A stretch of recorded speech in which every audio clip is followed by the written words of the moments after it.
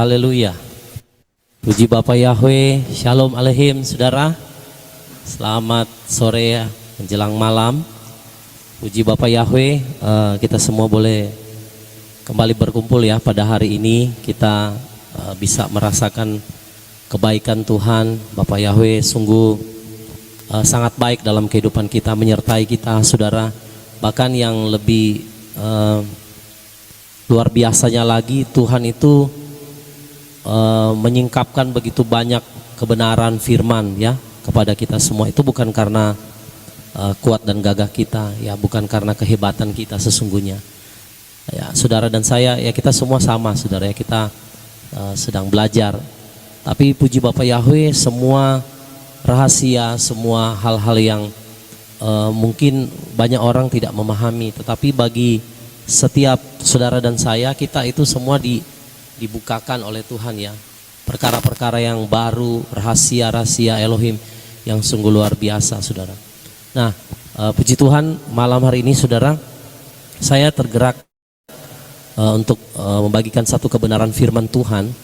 Karena saudara, saya itu melihat begitu banyak orang yang hamba-hamba Tuhan, bahkan ya anak-anak Tuhan itu mereka itu punya pemandangan atau pandangan ya, punya pandangan bahwa kita ini sudah hidup di zaman kasih karunia. Jadi kita itu tidak perlu lagi yang namanya Torah. Nah saudara, jadi saya berdoa, merenungkan saudara ya, menyelidiki firman, apa benar Tuhan kita ini sudah hidup di zaman kasih karunia dan kita nggak perlu lagi yang namanya Torah itu. Karena tidak sedikit saudara ya, channel-channel rohani yang banyak diberitakan yang selain menentang nama Tuhan, mereka juga itu menentang Torah. Dan mereka beranggapan bahwa kita hidup di zaman ini, itu di zaman kasih karunia, kita nggak perlu lagi yang namanya Torah. Tapi malam hari ini Bapak Ibu, izinkan saya untuk menyampaikan kebenaran firman Tuhan ini, supaya kita itu jangan sampai saudara punya pandangan bahwa Yeshua HaMashiach itu datang dan Yeshua membatalkan semua Torah yang mungkin pernah ada saudara, sehingga orang berpikir oh kita cukup percaya Yeshua HaMashiach saja, kita nggak perlu melakukan Torah. Tapi malam hari ini Bapak Ibu, ada satu kebenaran firman Tuhan yang akan saya sampaikan supaya kita semua belajar sama-sama, agar bahwa apa yang Tuhan Yeshua sendiri pernah katakan, bahwa dia itu datang bukan membatalkan atau meniadakan Torah, melainkan dia akan menggenapi Torah itu sendiri. Sehingga kita bisa punya pandangan saudara ya, bahwa perjanjian apa yang Tuhan buat dahulu itu nggak pernah ada satupun yang berubah. Satu ketetapan turun-temurun yang berlaku saudara sampai hari ini. Nah, kita akan melihat terlebih dahulu dasar ayat firman-Nya. Ya, kita akan melihat ayatnya terlebih dahulu. Nanti saya minta tolong Pak Sem ya, boleh membacakan Pak dalam Ulangan 30 ayat 10.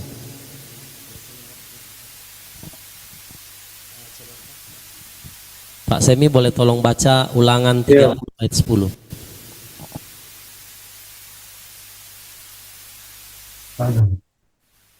Ulangan 30 ayat 10. Demikian bunyi firman Elohim, sebab engkau harus mendengarkan suara Yahweh Elohimmu dengan memelihara perintah-perintahnya dan ketetapan-ketetapannya yang tertulis dalam kitab Torah ini. Sebab engkau harus kembali kepada Yahweh Elohimmu dengan segenap hatimu dan dengan segenap jiwamu. Ya, jadi dikatakan begini, sebab engkau harus mendengarkan suara Yahweh Elohimmu dengan apa saudara? Memelihara perintah-perintahnya dan ketetapan-ketetapannya yang tertulis dalam kitab Torah ini. Sebab engkau harus kembali kepada Yahweh Elohimmu dengan segenap hatimu dan dengan segenap jiwamu. Jadi ada perintah Tuhan saudara dalam firman, dikatakan engkau harus mendengarkan suara Yahweh Elohimmu. Dengan apa kita mendengarkan suara Tuhan? Dengan memelihara perintah-perintahnya dan ketetapan-ketetapannya yang tertulis dalam kitab Torah ini Bapak Ibu. Jadi orang kalau berbicara dia mendengar suara Tuhan, tapi dia tidak memelihara perintah-perintah Torah, itu menjadi satu pertanyaan, saudara. Apakah benar dia mendengarkan suara Tuhan? Karena firman Elohim berkata, engkau harus mendengarkan suara Yahweh Elohimmu dengan apa? Memelihara perintah-perintahnya dan ketetapan-ketetapannya yang tertulis di mana, saudara? Di dalam kitab Torah. Jadi kalau ada orang yang berkata, saya mendengar suara Yahweh, saya mendengar suara Yeshua, saya mendengar suara Tuhan, Tuhan berkata kepada saya. Tapi kalau kita tidak pernah memelihara perintah-perintahnya, ketetapan-ketetapan Elohim yang tertulis di dalam kitab Torah ini, maka itu nggak mungkin. Kalau orang berkata dia mendengar suara Elohim, suara Tuhan, maka dia harus memelihara perintah dan ketetapan-ketetapannya yang tertulis dalam Torah ini. Nah, ini perintah ini nggak pernah berubah, saudara. Nanti saya akan buktikan kepada saudara ya hubungan Torah dan Injil. Oke, kita akan lihat slide berikut. Nah, saudara, kita lihat dulu apa pentingnya kita memegang Torah. Karena di ayat yang sebelumnya kita sudah baca, saudara ya, bahwa engkau harus berbalik, engkau harus mendengarkan suara Elohim, engkau harus mendengarkan suara Yahweh dengan berpegang pada ketetapan-ketetapannya. Nah, jadi ada perintah Tuhan di situ untuk kita berpegang kepada ketetapan-ketetapannya. Supaya apa, saudara? Nah, ini kita akan lihat Yosua 1 ayat 6 sampai ayat yang ke-7. Boleh Pak saya membacakan lagi, Pak? Yosua 1 ayat 6 sampai 7. Yosua 1 ayat 6 sampai 7. Demikian bunyi firman Elohim. Kuatlah dan menataplah, karena engkau akan membuat bangsa ini mewarisi negeri yang aku telah bersumpah kepada para leluhur mereka untuk memberikannya kepada mereka. Hanya kuatlah dan sungguh-sungguh mantaplah untuk berhati-hati bertindak sebagaimana seluruh Torah yang telah Musa hambaku perintahkan kepadamu. Janganlah menyimpang daripadanya ke kanan atau ke kiri, agar engkau dapat bertindak dengan bijaksana kemanapun engkau pergi. Ya, terima kasih. Jadi saudara dengar baik-baik. Ini perkataan siapa, saudara? Coba matiin dulu. Saudara yang berbicara ini siapa? Kalau kita lihat dari ayat yang tadi. Siapa yang berbicara? Yahweh kepada Yosua. Ya, coba nyalakan lagi. Jadi kita harus tahu, saudara, yang berbicara ini Yahweh sendiri. Setelah Musa mati, saudara ya, maka Yosua lah yang menggantikan Musa. Lalu Yahweh berkata kepada Yosua, be strong and courage, kuatlah dan mantaplah, karena engkau akan membuat bangsa ini mewarisi negeri yang aku telah bersumpah kepada leluhur mereka untuk memberikannya kepada mereka. Hanya apa, saudara? Kuatlah dan sungguh-sungguh mantaplah untuk berhati-hati bertindak sebagaimana seluruh Torah yang telah Musa hambaku perintahkan kepadamu. Janganlah menyimpang daripadanya ke kanan atau ke kiri, agar engkau dapat bertindak dengan bijaksana kemanapun engkau pergi. Nah, jadi Yahweh sendiri yang bicara sama Yosua, saudara. Untuk apa? Supaya dia dapat sungguh-sungguh, saudara, berhati-hati dalam bertindak, supaya tidak menyimpang ke kiri maupun ke kanan. Bagaimana caranya, saudara? Untuk berpegang ya dari perintah hukum Torah. Nah, saya pernah waktu itu sampaikan bahwa Torah itu kayak instruksi, saudara. Nah, jadi Yahweh berbicara kepada Yosua, dia katakan kalau engkau mau akan berhasil, engkau mau bertindak tidak akan menyimpang kemanapun engkau pergi dan ya kemanapun engkau berada, dimanapun engkau berada, maka engkau harus berpegang kepada seluruh Torah yang disampaikan oleh Elohim sendiri melalui hambanya yaitu Musa. Nah, jadi kita harus pegang terlebih dahulu bahwa perintah Torah itu bukan buatan manusia, saudara. Itu adalah suara Tuhan sendiri, perintah Tuhan sendiri, ketetapan Tuhan sendiri yang dia berikan melalui Musa. Jadi Torah itu adalah sesuatu yang sangat penting, saudara. Kita harus tahu hal itu. Dan itu adalah satu ketetapan perintah hukum yang Tuhan berikan kepada bangsa Israel melalui Musa. Oke, kita lanjut. Ya, di slide berikut. Jadi penting, saudara ya. Ini Torah sangat penting. Sayang banyak orang yang mengabaikan dan orang berpikir kita sudah hidup di zaman kasih karunia, maka kita nggak perlu Torah. Nah, tadi kita sudah baca, saudara, itu Tuhan sendiri yang berbicara tentang betapa pentingnya kita itu berpegang pada ketetapan-ketetapannya. Lalu perkataan itu diulang kepada Yosua itu sampai 3 kali, saudara. Kalau sesuatu yang diucapkan secara berulang-ulang, itu artinya, saudara, itu sesuatu yang sangat penting. Betul? Kalau Tuhan sampai mengulangi satu perkataan itu sampai berkali-kali, 3 kali bahkan, berarti itu bukan perkara yang main-main, itu sesuatu yang serius, yang penting. Nah, sekarang kita akan lihat di Perjanjian Baru, saudara ya. Di dalam Matius 5 ayat 17, di situ jelas sekali firman Elohim berkata, janganlah mengira bahwa aku datang untuk membatalkan Torah atau kitab para nabi. Aku datang tidak untuk membatalkan, melainkan menggenapinya. Dan itu ada juga di dalam Ibrani 10 ayat 7, saudara. Lalu aku berkata, lihatlah aku datang. Dalam gulungan kitab telah tertulis tentang aku, untuk melakukan kehendakmu ya Elohim. Nah, jadi pertanyaannya, saudara, untuk apa Yeshua datang? Ada yang bisa jawab?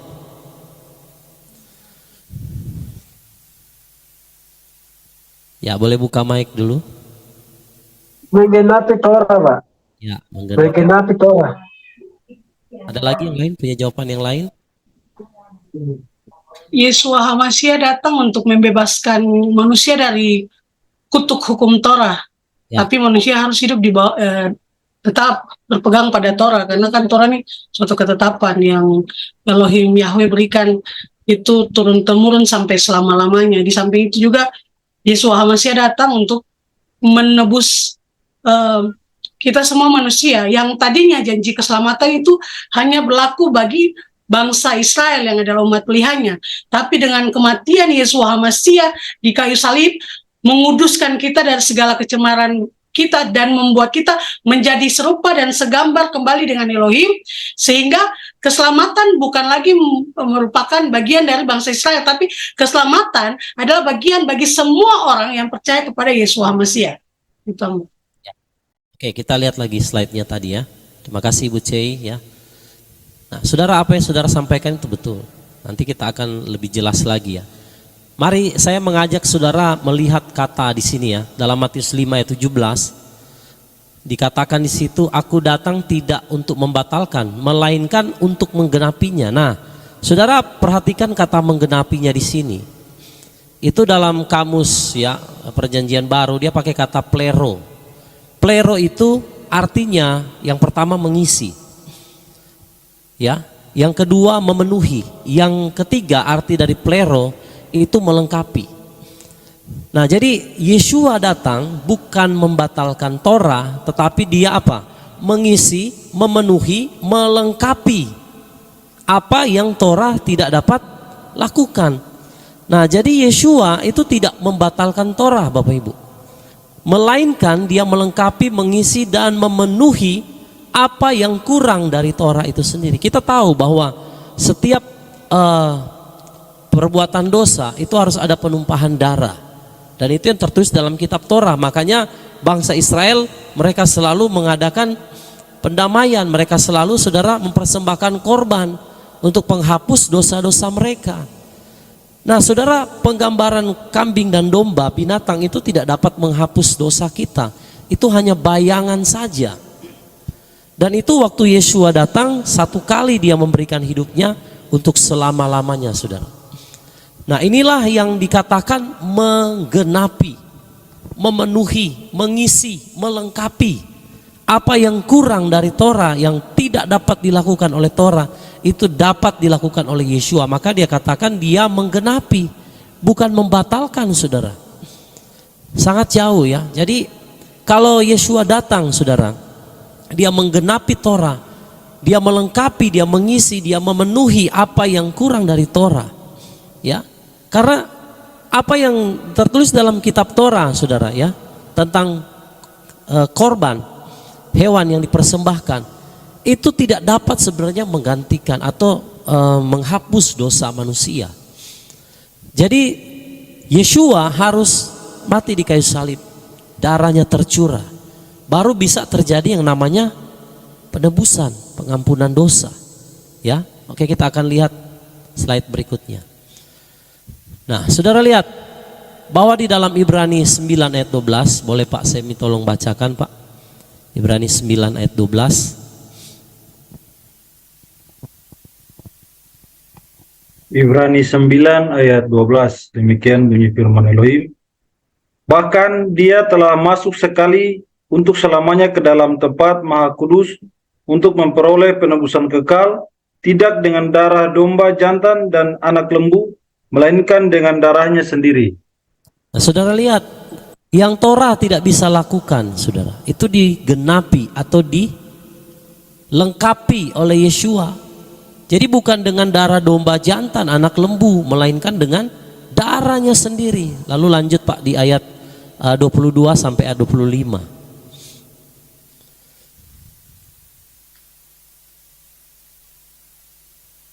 Ibrani Ayat 9. 22 sampai 25.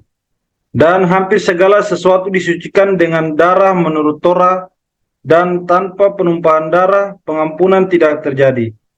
Oleh karena itu, memang suatu keharusan bahwa tiruan-tiruan dari hal-hal yang ada di surga ditahirkan dengan hal-hal ini, namun hal-hal surgawi itu sendiri dengan kurban-kurban yang lebih baik daripada hal-hal ini. Sebab Hamasia telah masuk bukannya ke dalam ruang kudus yang dibuat oleh tangan manusia yang mirip dengan yang asli, tetapi ke dalam surga itu sendiri, sehingga sekarang tampil di hadirat Elohim demi kita. Bukan supaya berkali-kali dia mempersembahkan dirinya sendiri, sebagaimana imam besar setiap tahun masuk ke dalam ruang kudus dengan darah yang lain. Nah, saudara lihat Ibrani 9 ini ya. Segala sesuatu dan hampir segala sesuatu disucikan dengan apa? Darah, itu menurut Torah. Dan dikatakan tanpa penumpahan darah maka tidak ada pengampunan, tidak terjadi pengampunan. Nah, saudara, maka saudara dikatakan di situ memang suatu keharusan bahwa tiruan-tiruan dari hal-hal yang ada di surga ditahirkan dengan hal-hal ini. Jadi apa yang digambarkan menurut hukum Torah itu sebagai satu bayangan apa yang akan terjadi di depan. Nah, lewat korban ini sendiri, saudara ya, korban yang lebih baik dikatakan. Dan itulah Yeshua Hamasia. Jadi dia masuk ke ruang Maha Kudus satu kali, dia mencurahkan darahnya, dan maka tidak perlu lagi yang namanya korban, saudara, karena Yeshua sudah satu kali melakukannya dan untuk selama-lamanya. Ya, sebagaimana penggambaran imam-imam besar zaman dahulu, 1 tahun 1 kali mereka masuk di hari raya pendamaian untuk mendamaikan ya Israel. Nah, saudara, kalau itu dilakukan berulang-ulang setiap tahun, bahkan juga korban-korban yang selalu mereka persembahkan, saudara, korban penghapus dosa dan lain sebagainya. Nah, ketika Yeshua Hamasia datang, dia katakan dia menggenapi Torah, maka inilah yang terjadi.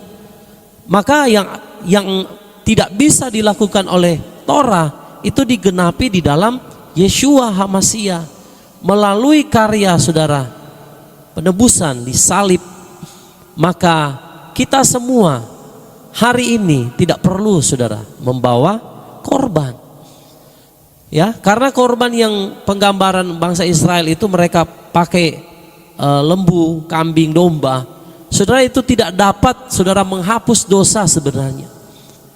Dan makanya dikatakan dalam Ibrani 9 ini bahwa korban-korban yang lebih baik ya yang ada di surga itu penggambaran tentang Yeshua sebenarnya.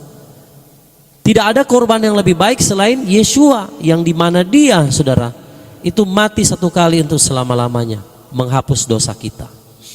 Nah, jadi dari ayat ini kita bisa tahu, saudara, Yeshua itu menyempurnakan apa yang korban hewan tidak dapat lakukan. Ya, jadi bukan meniadakannya saudara, tidak. Sedangkan perintah-perintah Torah pun nanti saya akan kasih ayatnya, itu Yeshua pun ajarkan. Dan itu terangkum sebenarnya semua di dalam Injil. Ya. Jadi kita harus pahami dulu bahwa yang pertama saudara, Torah itu adalah perintah Elohim sendiri, dan Tuhan berbicara sendiri kepada umat Israel, bahkan juga kepada Yosua. Tadi kita sudah baca ayatnya. Bahwa itu sesuatu yang sangat penting, itu satu ketetapan yang tidak dapat diubah. Nah, kalau sekarang kita hidup di perjanjian baru, penuh kasih karunia, anugerah, tadi yang disampaikan oleh Ibu Ceya, kita semua saudara harusnya binasa. Ya, kalau kita hanya pakai kambing domba, kita nggak ada satupun yang diselamatkan saudara. Tapi melalui pengorbanan Yeshua, maka kita nggak perlu lagi yang namanya kambing domba, satu kali untuk selama-lamanya. Amin. Nah, makanya apa yang dia lakukan 2000 tahun yang lalu itu bukan menghapus Torah, tetapi justru menggenapi apa yang tertulis dalam kitab Torah. Yang dulu pakai korban binatang, sekarang itu tidak lagi saudara. Amin saudara. Ya, coba kita lihat, oke, slide berikutnya. Nah, oke, saudara, kita lihat apa sih inti daripada perintah Torah? 10 hukum itu apa saudara? Dibagi dua. Sebagian itu tertuju kepada Yahweh, dan yang bagian lain itu tertuju kepada manusia. Lalu saudara bisa lihat di dalam Matius 22 ayat 37 sampai 40. Kalau saudara mengatakan bahwa Torah itu di zaman Yesus sudah nggak ada atau sudah nggak berlaku, maka itu sesuatu yang salah. Karena di dalam Matius 22 ayat 37 sampai 40, justru di sini Yeshua sedang mengajarkan Torah. Ini yang sering kita ucapkan ya, Shema Israel. Oke, boleh bacakan kembali Pak Sam. Matius 22 ayat 37 sampai 40, demikian bunyi firman Elohim. Dan Yeshua berkata kepadanya, kasihilah Yahweh Elohimu dengan segenap hatimu dan dengan segenap jiwamu dan dengan segenap akal budimu. Inilah perintah yang pertama dan yang terbesar. Dan yang kedua yang sama dengan itu, kasihilah sesamamu seperti dirimu sendiri. Pada kedua perintah inilah tergantung seluruh isi Torah dan kitab para nabi. Nah, saudara lihat, ini Yeshua sedang mengajar apa saudara? Torah. Semua yang tertulis dalam Torah itu terangkum di dalam perintah ini. Kasihilah Yahweh Elohimu dengan apa? Segenap hatimu dan dengan segenap jiwamu dan dengan segenap akal budimu. Itulah perintah yang pertama dan yang terbesar. Lalu yang kedua apa saudara? Kasihilah sesamamu seperti dirimu sendiri. Pada kedua perintah inilah tergantung seluruh isi Torah dan kitab para nabi. Apa sih sebenarnya Torah itu saudara? Hanya dua. Kasihi Yahweh, kasihi manusia, dan itu Yeshua yang beri teladan. Saudara, inti ya daripada Torah itu sebenarnya hanya dua. Mengasihi Tuhan dan mengasihi sesama. Nah, di dalam Yeshua itulah maka saudara, hukum Torah itu akhirnya dapat digenapi. Plero tadi yang kita sudah lihat. Karena begini saudara, saudara tidak akan pernah bisa mengasihi Tuhan ya, saudara tidak akan pernah dapat mengasihi dia saudara, kalau Yeshua itu tidak mati saudara. Banyak orang di perjanjian lama kan gagal saudara mengasihi Tuhan, betul? Tidak sanggup melakukan perintah Torah. Kenapa? Ya, tidak ada satupun saudara yang sanggup. Kalau kita saudara Yeshua tidak mati dan kita tidak diberikan Ruach HaKodes, gak ada satupun orang yang dapat melakukan hukum Torah ini saudara. Gak ada. Maka seluruh hukum Torah ini terangkum di dalam dua hukum ini sebenarnya. Kasihi Yahweh, kasihi sesama manusia. Jadi di dalam ayat ini Yeshua mengajarkan apa saudara? Torah. Betul nggak? Ya, jadi Yeshua sendiri mengajarkan Torah. Bagaimana mungkin, saudara, Torah itu dihapus? Nggak mungkin. Karena Tuhan sendiri mengajarkan kepada murid-muridnya, kasihilah Yahweh, kasihilah sesamamu. Nah, ini bukankah ini perintah Torah, saudara? Ya, oke, kita akan lihat.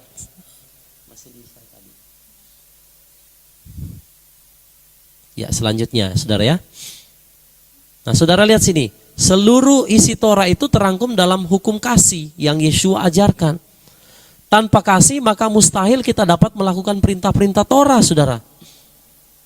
Coba, saudara.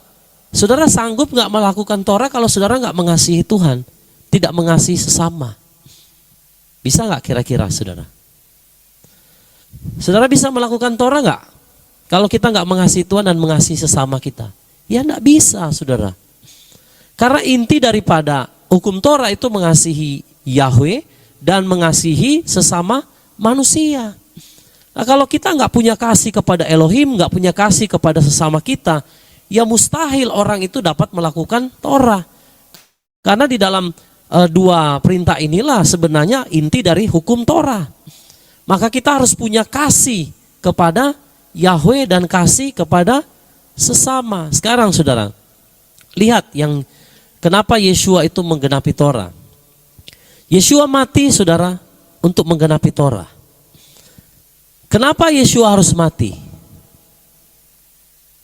Yang pertama, saudara, Yohanes 3:16. Karena begitu besar kasih Elohim akan dunia ini, sehingga dia telah memberikan anak yang tunggal, supaya barang siapa yang percaya kepada dia akan diselamatkan. Jadi, saudara, yang pertama itu karena Yeshua mengasihi manusia, saudara dan saya, maka dia datang, dia mati. Yang kedua, saudara, karena dia mau memberi teladan, dia mengasihi Bapa. Jadi makanya perintah dalam Matius 22 ayat 37 sampai 40.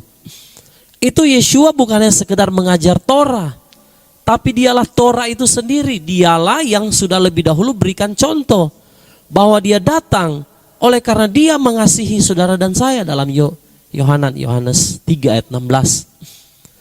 Lalu, saudara, Yeshua memberikan teladan bahwa dia mau taat kepada Bapa. Betul? Sampai mati di kayu salib. Jadi di dalam Torah ini sesungguhnya apa yang Yeshua katakan Matius 22 ayat 37 sampai 40 itu ada di dalam kasih.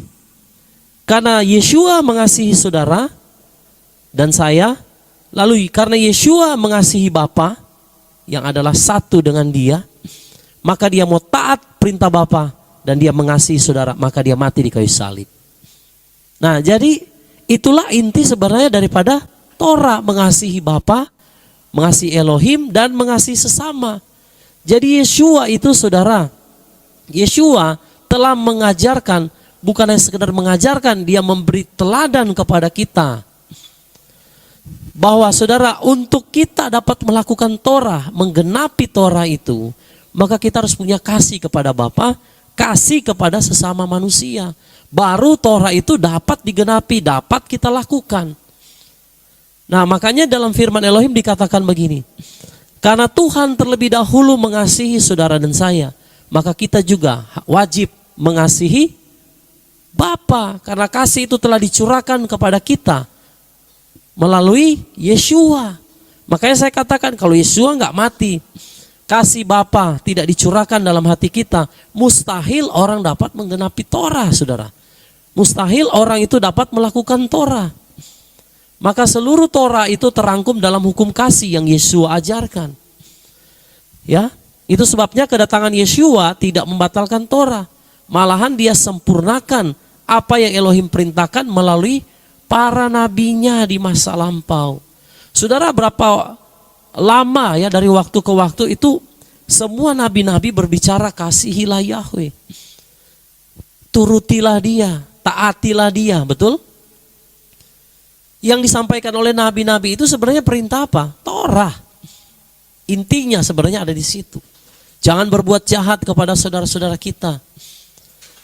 Nah, semua yang disampaikan oleh para nabi itu, saudara, tidak didengar oleh bangsa Israel. Akhirnya mereka dibuang oleh Tuhan. Makanya di akhir zaman bangsa Israel akan dipulihkan seperti Yeskiel 36, 37.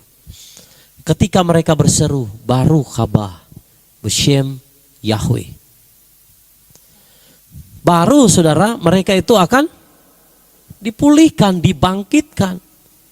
Nah, puji Bapa Yahweh, kita yang hidup di perjanjian baru yang sudah menerima Yeshua, sudah lebih dahulu sebenarnya mau taat perintah Bapa, betul nggak saudara? Jadi jangan bilang Torah, oh Torah sudah batal saudara. Yeshua memberi teladan loh. Bahkan dia mengajarkan bukannya sekedar mengajar, dia memberi contoh. Lewat dia mati karena dia mengasihi Bapa dan dia mengasihi saudara dan saya. Nah jadi sama sekali Torah itu nggak pernah dibatalkan saudara ya. Oke, kita lanjut di slide berikut. Supaya nanti kita ada kesempatan untuk share ya. Oke. Nah saudara, saya itu bingung ya. Kadang orang mendengar kalau perkataan orang hamba Tuhan yang bilang Torah itu batal, Torah itu sudah nggak berlaku dan lain sebagainya. Padahal dari ayat-ayat yang kita baca tadi itu, Yeshua sama sekali tidak pernah menghapus Torah. Bahkan Injil saudara yang kita terima bukan menggantikan Torah, tapi melengkapi apa yang tertulis dalam kitab Torah. Apa sih sebenarnya inti daripada Injil Bapak Ibu?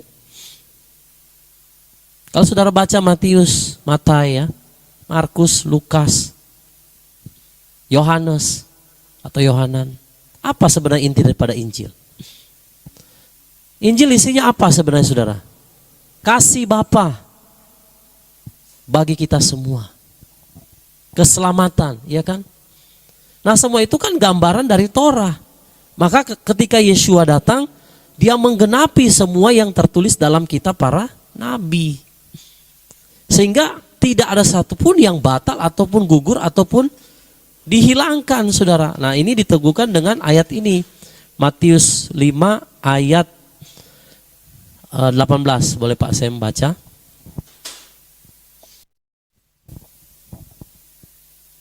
Matius 5 ayat 18. Sebab sesungguhnya aku berkata kepadamu, sampai langit dan bumi berlalu, satu iota atau satu keraya pun dari Torah sekali-kali tidak akan lenyap sampai segala sesuatu terjadi. Ya, di Lukas 16 ayat 17 Pak. Lukas 16 ayat 17. Demikian bunyi firman Elohim. Namun adalah lebih mudah langit dan bumi berlalu daripada satu keraya Torah gagal. Nah, saudara lihat. Ini perkataan Yeshua. Sebab sesungguhnya aku berkata kepadamu sampai langit dan bumi berlalu, satu iota atau satu keraya pun, satu titik ya, dari Torah itu sekali-kali tidak akan lenyap sampai segala sesuatu terjadi. Jadi siapa yang berani membatalkan? Siapa yang berani berkata Torah itu lenyap? Sedangkan Yeshua sendiri tidak pernah saudara membatalkan atau menghilangkan Torah ini. Nah kita manusia siapa saudara yang berkata Torah itu hilang atau Torah itu sudah tidak berlaku? Itu terlalu berani saudara ya. Kalaupun ada hamba-hamba Tuhan yang berkata seperti itu, menurut saya terlalu berani. Yeshua yang sudah berkata sendiri tidak akan hilang. Loh kok ini bisa hilang, bisa digantikan? Berarti engkau sedang menentang firman Elohim. Nah ini celaka sekali saudara ya. Lebih mudah langit dan bumi berlalu daripada satu keraya Torah itu gagal. Nah jadi nggak mungkin saudara. Makanya di dalam Matius 5 tadi yang kita baca ayat 17, Yeshua menggenapi Torah, bukan membatalkan atau menghilangkan Torah. Gak ada saudara ya. Masa iya kita mau melawan perintah Yeshua sendiri yang berkata dalam firman ini? Gak mungkin saudara ya. Oke, kita lanjut di slide berikut. Nah saudara lihat, apakah rasul-rasul juga meniadakan Torah? Coba baca Roma 3 ayat 31. Perkataan Paulus, boleh dibaca Pak Sem? Roma 3 ayat 31. Dengan demikian, apakah kami meniadakan Torah melalui iman? Tidaklah mungkin. Sebaliknya kami meneguhkan Torah. Ya, Ini Paulus sendiri yang katakan, dengan demikian apakah kami meniadakan Torah melalui iman?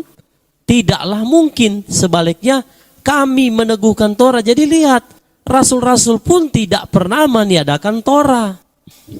Ya saudara, kita harus baca, lihat bahwa rasul-rasul itu tidak pernah meniadakan Torah.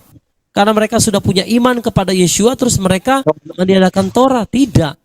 Tetapi sebaliknya meneguhkan Torah.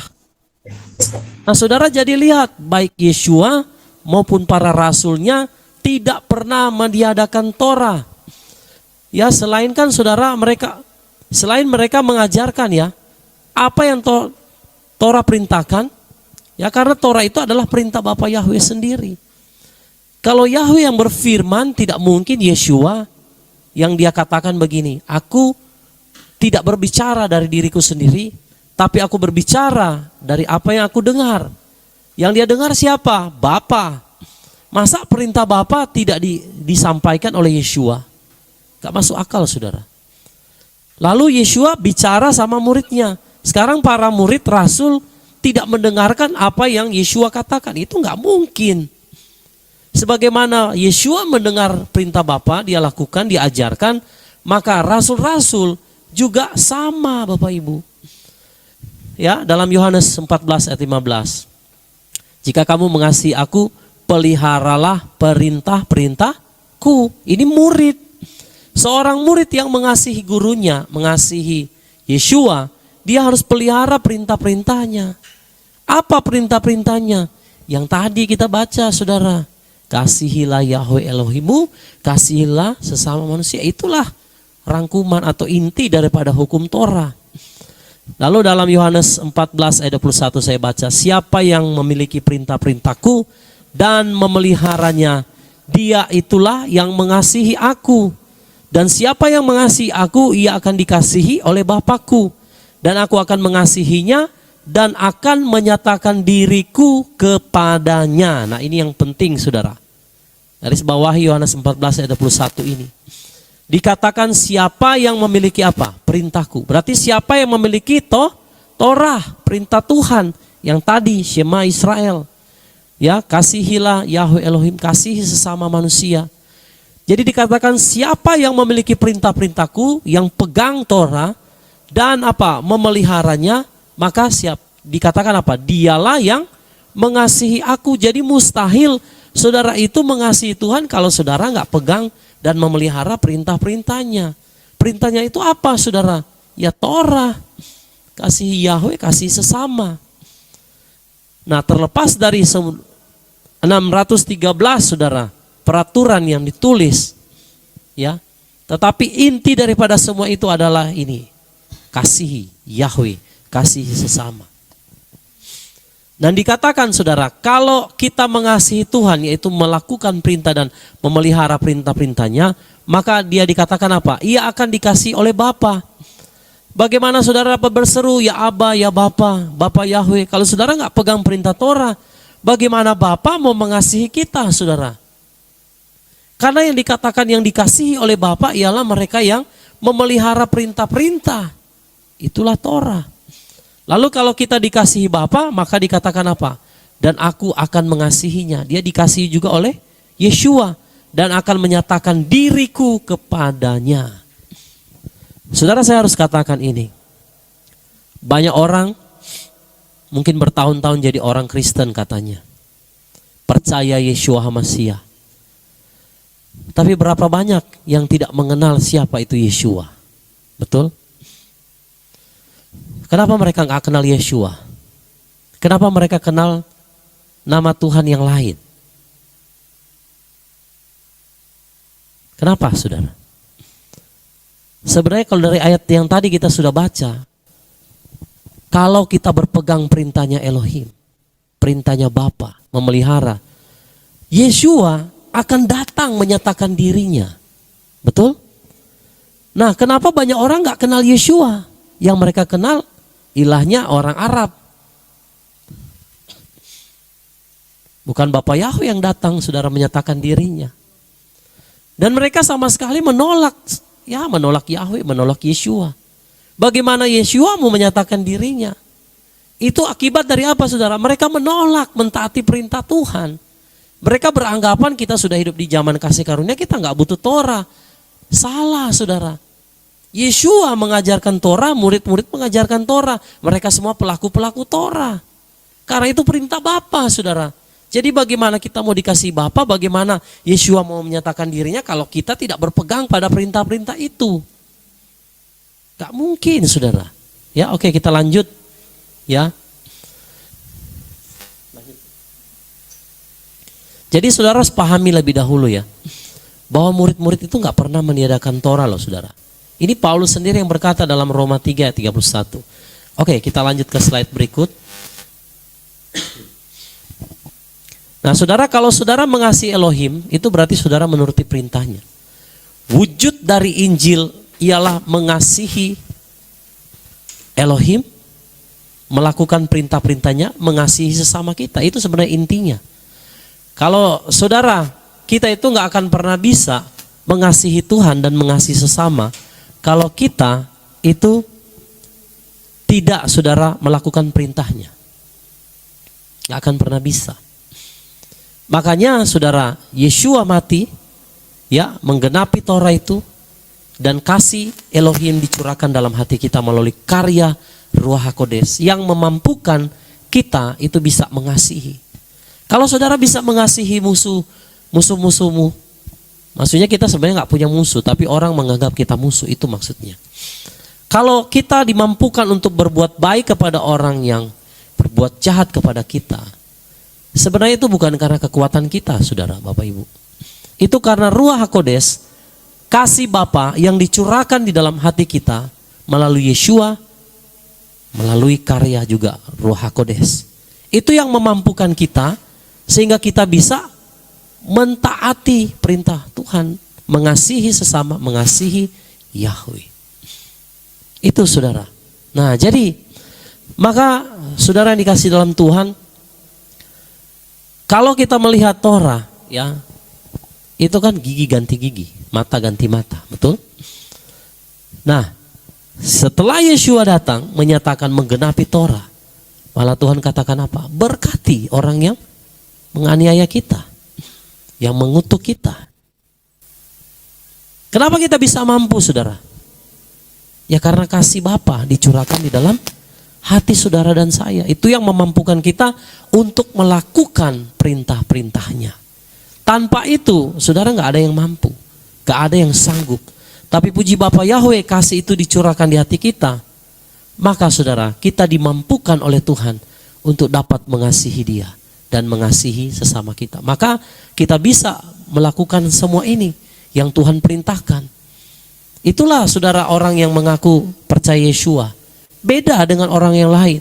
Kalau yang lain, saudara, mungkin apa yang dia lakukan, oh kita harus balas.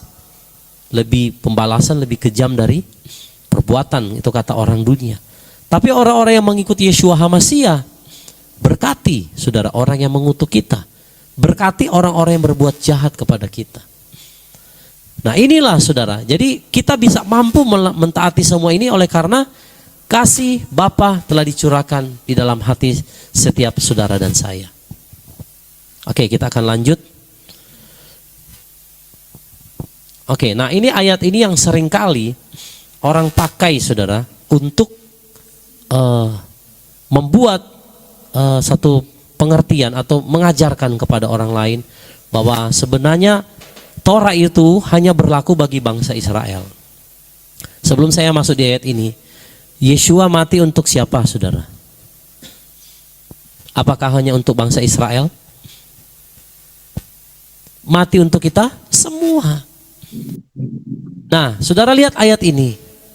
Ayat ini seringkali dipakai hamba Tuhan untuk membenarkan bahwa Torah itu hanya diberlakukan bagi orang Israel, tapi tidak berlaku bagi bangsa-bangsa lain dan bagi kita yang bukan dari keturunan Israel. Coba Pak, saya membaca Kisah Rasul 15 ayat 14 sampai 20, Pak. Kisah Rasul 15 ayat 14 sampai 20. Demikian firman Elohim, Simon telah menjelaskan bagaimana Elohim pertama-tama telah menaruh perhatian untuk mengangkat suatu umat bagi namanya dari antara bangsa-bangsa. Dan perkataan para nabi cocok dengan hal itu, sebagaimana telah tertulis. Sesudah hal itu, aku akan kembali, dan aku akan mendirikan lagi tabernakel Daud yang telah roboh. Dan aku akan mendirikan lagi apa yang telah diruntuhkan, dan aku akan membangunnya, agar sisa-sisa manusia dapat mencari Yahweh, juga semua bangsa yang di atasnya namaku disebut, firman Yahweh yang melakukan semua itu. Segala perbuatannya itulah yang dikenal oleh Elohim sejak dari kekekalan. Sebab itu, aku memutuskan untuk tidak menyulitkan orang-orang dari bangsa-bangsa lain yang berbalik kepada Elohim. Sebaliknya, menulis kepada mereka supaya menjauhkan diri dari kecemaran berhala-berhala dan dari percabulan, dari binatang yang mati tercekik, dan dari darah. Saudara lihat, ayat ini yang selalu dikatakan oleh banyak hamba Tuhan. Nah, sebab itu aku memutuskan, ini rasul-rasul memutuskan, saudara, di Yerusalem, untuk tidak menyulitkan orang-orang dari bangsa-bangsa lain yang berbalik kepada Elohim. Sebaliknya, menulis kepada mereka supaya menjauhkan diri dari kecemaran berhala-berhala dan dari percabulan, dari binatang yang mati tercekik, dan dari darah. Lalu itu ditulis kembali di dalam ayat 28-29. Sebab rupanya Roh Kudus dan kami tidak meletakkan ke atas kamu beban yang lebih berat lagi daripada yang diperlukan ini, untuk menjauhkan diri dari sesuatu yang dikorbankan kepada berhala, dan dari darah, dan dari binatang yang mati tercekik, dan percabulan yang ketika menjauhkan dirimu sendiri daripadanya, maka kamu berbuat baik, baik-baiklah kamu. Jadi orang beranggapan Torah itu hanya bagi bangsa Israel. Bagi bangsa-bangsa lain yang bukan keturunan dari Israel itu cukup menjauhkan diri dari berhala, dari percabulan, dari binatang yang mati tercekik, dan dari darah. Itu sudah cukup menurut ayat ini. Sekarang saudara lihat di ayat yang 15. Saudara, itu Tuhan sudah mengangkat suatu umat baginya dari antara bangsa-bangsa. Kamulah imamat yang rajani, ya, imamat rajani, bangsa yang kudus, umat kepunyaan Elohim sendiri. Nah saudara, ayat ini yang dipakai oleh banyak hamba Tuhan. Jadi bangsa-bangsa lain itu tidak dituntut Torah, tetapi hanya menjauhkan diri dari berhala, percabulan, binatang yang tercekik, dan dari darah. Ini dalil ayatnya, saudara. Tapi mari kita lihat, saudara, apakah benar demikian? Padahal sebelumnya kita sudah lihat, Rasul Paulus sendiri berkata dalam Roma tadi, bahwa aku tidak meniadakan Torah, melainkan apa, saudara? Menggenapi. Sama seperti perkataan Yeshua. Lalu kenapa bangsa-bangsa lain kok sepertinya tidak dituntut Torah, hanya seperti yang tertulis ini? Oke, kita lihat dulu ya. Saudara, nah ini apa yang Roh HaKodes ajarkan kepada saya, saudara, ya. Keputusan dari rasul-rasul di Yerusalem mengenai bangsa-bangsa lain itu, karena bangsa-bangsa lain tidak mengenal Torah. Jadi bagaimana mungkin menuntut sesuatu yang tidak mereka ketahui? Nah, coba matikan dulu ini. Saudara, perhatikan ini ya. Ayat yang kita baca tadi. Kenapa bangsa-bangsa lain tidak dituntut, saudara? Bagaimana mungkin saudara menuntut seseorang yang tidak tahu Torah? Saudara bisa paham sampai di sini? Amin. Saya kasih contoh ya. Di dalam persekutuan kami, itu latar belakang semua yang beribadah di tempat kami, saudara, itu datang dari Kristen yang orang percaya Yeshua, itu yang tradisi kebanyakannya. Jadi mereka itu tidak pernah mengenal nama Tuhan yang sebenarnya. Ini saya harus sampaikan. Tidak pernah mengenal 7 hari raya. Tidak pernah mengenal perintah-perintah yang lain. Saudara, apakah saya harus tuntut mereka melakukan sebelum mereka masuk? Syarat masuk dalam persekutuan, lakukan Torah dulu. Kira-kira ada yang mau masuk gak, saudara? Tidak ada yang mau masuk. Saudara-saudara yang mungkin ada di Kehilat, waktu mau masuk syaratnya gembalanya bilang harus lakukan Torah dulu gak, saudara? Rata-rata kebanyakan dari kita tuh gak ngerti, betul gak, saudara? 7 hari raya itu apa?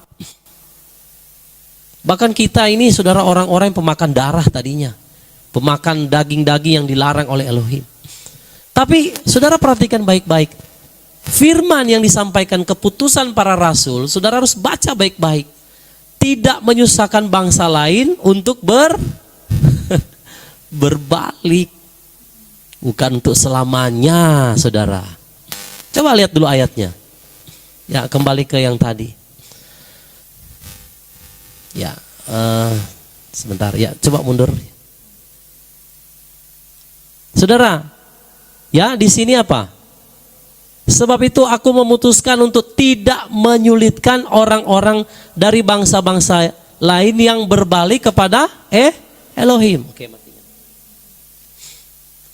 Nah, saudara, jadi apa yang rasul-rasul sampaikan kepada bangsa-bangsa lain itu supaya mereka tidak dipersulit untuk percaya kepada Yeshua. Nah, sekarang pertanyaannya, ketika mereka sudah masuk menjadi orang percaya, seperti anggota-anggota yang masuk di dalam persekutuan kami, di situ saya mulai mengajar tentang betapa penting kita harus mengadakan hari perhentian, Sabat perhentian.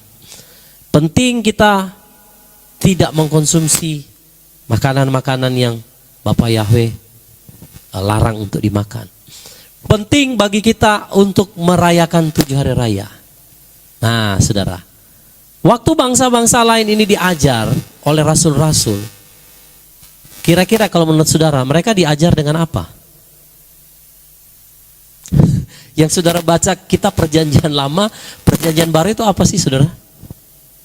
Torah. Torah, Mbak. Ya, Torah, saudara.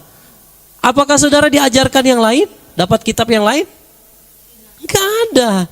Jadi kalau orang yang baru datang, nggak mungkin kita tuntut Torah, saudara. Dia nggak ngerti apa-apa, dia nggak tahu apa-apa. Buru-buru dia mau lakukan, ngerti saja enggak. Nah, itulah makanya rasul-rasul ambil keputusan supaya tidak mempersulit bangsa-bangsa yang mau berbalik kepada Yahweh. Tapi ketika sudah mereka berbalik, apakah demikian seterusnya? Tentu tidak. Sama kayak saudara dan saya, ya kan? Nah, kita mulai diajar Tuhan, rayakan 7 hari raya. Mengenal namanya yang benar. Karena orang-orang dari bangsa lain itu tidak pernah mengenal Yeshua. Yang mereka kenal itu ilah-ilah asing, betul nggak, saudara? Patung, sampai waktu Paulus masuk di Roma, dia kaget, saudara. Waduh, patung-patung semua. Nah, saudara, jadi kita harus pahami hal ini. Bahwa keputusan para rasul bukan membatalkan firman. Ingat, untuk supaya tidak membebani orang-orang yang mau bertobat mengenal Yeshua. Nah, sekarang kalau mereka sudah bertobat, mereka sudah kenal Yeshua, apakah mereka tidak diajar kebenaran? Tidak diajar Torah? Ya nggak mungkin. Buktinya gereja mula-mula merayakan, saudara, 7 hari raya. Makanya Paulus dan rasul-rasul yang lain dikatakan dia tidak mendirikan Torah. Coba kita masuk lagi ya di slide yang ya, saudara, saya kasih ayatnya ya untuk meneguhkan apa yang saya katakan tadi bahwa itu bukan karangan saya. 1 Korintus 9 ayat 20 sampai 21. Dan kepada orang-orang Yahudi aku telah menjadi seperti orang Yahudi, supaya aku dapat memenangi orang-orang Yahudi, ya. Perhatikan baik-baik ayat ini. Kepada orang-orang yang ada di bawah Torah seperti di bawah Torah, supaya aku dapat memenangi orang-orang yang ada di bawah Torah. Lalu ayatnya lanjut, kepada mereka yang tanpa Torah. Perhatikan, saudara, seperti tanpa Torah. Lalu dikasih keterangan di situ ayatnya, ya kan? Bukan dengan menjadi tanpa Torah kepada Elohim. Jadi Waktu Rasul Paulus datang, saudara, kepada orang-orang yang tidak punya Torah, dia tidak mau membebani orang-orang demikian langsung dengan hal-hal demikian, saudara. Dia masuk seolah-olah nggak ada Torah. Tapi ayat ini dilanjut dengan apa? Bukan dengan menjadi tanpa Torah kepada Elohim. Jadi untuk memenangkan orang yang tanpa Torah, saudara nggak boleh tuntut dia langsung lakukan Torah. Orang lari semua. Nggak ada yang mau percaya Yeshua HaMashiach, saudara. Tapi mereka itu harus dibawa dulu, masuk, lalu mereka diajar. Kalau orang mau melakukan sesuatu yang dia tidak tahu, bagaimana dia mau lakukan, saudara? Betul? Jadi Rasul Paulus tidak pernah meniadakan Torah, tapi dia melakukan pendekatan, ya, Torah di dalam iman kepada Yeshua untuk memenangkan mereka yang tidak memiliki Torah. Bagaimana saudara mau mentaati Torah kalau saudara nggak pernah mengerti Torah? Saudara mengerti ayat tadi ya, yang Paulus katakan. Dia datang kepada orang yang tidak memiliki Torah seperti orang yang ada Torah. Tapi bukan berarti dia meniadakan Torah itu. Dia membawa orang-orang yang belum mengenal Torah, yang nggak punya Torah, itu untuk dibawa ke dalam pengenalan akan Yeshua. Setelah mereka sudah kenal, maka di situ mereka akan diajar seperti juga saudara dan saya hari ini. Dulu kita tahu nggak tentang Torah, saudara? Yang saudara ingat waktu penginjil datang kepada saudara waktu layani saudara pertama kali terima Tuhan apa, saudara? Torah? Torah bukan? Ada langsung suruh bikin Torah? Suruh lakukan Torah? Nggak ada. Penginjilnya waktu datang sama saudara bilang apa, saudara? Terimalah Yeshua, yang dulu mungkin orang taunya itu Yesus Kristus. Tapi kita yang sudah tahu kebenaran, kita tahu nama Tuhan yang sebenarnya. Nah saudara, kita tidak dituntut hal itu, betul nggak? Nah, tapi dengan berjalan waktu, kita sudah mengenal Bapa Yahweh di dalam Yeshua, kita sudah dibukakan segala sesuatu. Nah sekarang, apakah kita seperti yang tadi? Tidak mentaati Torah? Ya nggak mungkin. Makanya Torah itu nggak pernah bisa dibatalkan, setitik pun nggak akan bisa hilang perkataan Yeshua. Jadi saudara harus memahami dalam perkataan firman di dalam Kisah Para Rasul, keputusan para rasul-rasul itu bukan meniadakan Torah atau menganulir atau membatalkan Torah, bukan. Supaya orang-orang yang belum punya Torah ini bisa datang kepada Yeshua, bertobat, berbalik, lalu di situ setelah mereka berbalik diajar. Sama kayak kita hari ini diajar, betul? Nah, oke, kita lanjut ya. Jadi jangan pakai dalil ayat ini ya untuk meniadakan Torah, Bapak Ibu. Celaka kalau kita Yeshua saja rasul-rasul tidak meniadakan Torah, terus saudara mau coba-coba ya, mau pakai ayat ini saudara mau meniadakan Torah, itu celaka, saudara. Hati-hati. Tidak boleh sembarangan, saudara ya. Kita tetap harus kembali kepada kebenaran firman. Oke. Lanjut.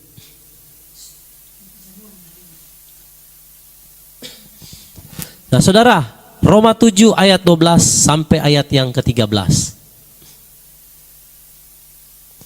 Tolong Pak Sem bacakan. Roma 7 ayat 12 sampai 13. Demikianlah sesungguhnya Torah itu kudus, dan perintah itu pun kudus dan adil dan baik. Karena itu, apakah yang baik mendatangkan kematian bagiku? Tidak mungkin. Sebaliknya, supaya dosa dapat dinyatakan, dosa melalui apa yang baik, yang membuahkan kematian bagiku, sehingga melalui perintah itu dosa dapat menjadi kelimpahan keberdosaan. Saudara lihat ayat ini. Demikianlah sesungguhnya Torah itu apa? Kudus, saudara. Dan perintah itu pun kudus dan adil dan baik. Karena itu apakah yang baik mendatangkan kematian? Apakah Torah mendatangkan kematian bagi kita, saudara? Tidak. Sebaliknya supaya dosa dapat dinyatakan, ya, dosa melalui apa yang baik. Kalau saudara nggak pernah tahu baca jangan mencuri, bagaimana saudara bisa tahu kalau mencuri itu nggak boleh, saudara? Iya kan? Dari mana saudara tahu nggak boleh mencuri? Ayo. Torah yang mengajarkannya. Dari mana orang tahu berzina itu nggak boleh, membunuh itu tidak boleh, menginginkan itu nggak boleh, karena ada perintah kudus di situ. Ya kalau nggak pernah ada Torah, bagaimana kita bisa tahu sesuatu yang baik yang tidak baik? Nah, dan dikatakan saudara,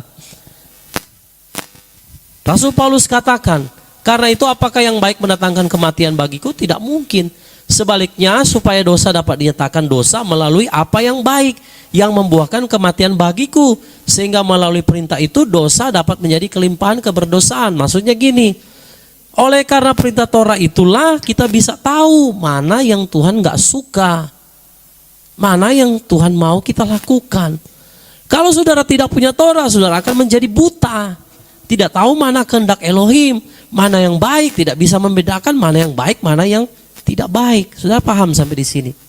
Amin. Lalu di ayat 7 saudara ya. Lalu kita mengatakan apa? Apakah Torah itu dosa? Tidak mungkin. Malah aku tidak pernah mengenal dosa kecuali melalui Torah. Maksudnya saudara, kalau nggak ada Torah bagaimana kita tahu kita itu sudah berdosa? Bagaimana saudara mau bertobat minta ampun? Saudara paham sampai di sini? Kalau saudara punya kesadaran, kan Roh Kudus bicara sama kita ya, kita berdosa. Yang menyadarkan saudara sebenarnya itu berdosa, saudara tahu dari mana saudara berdosa?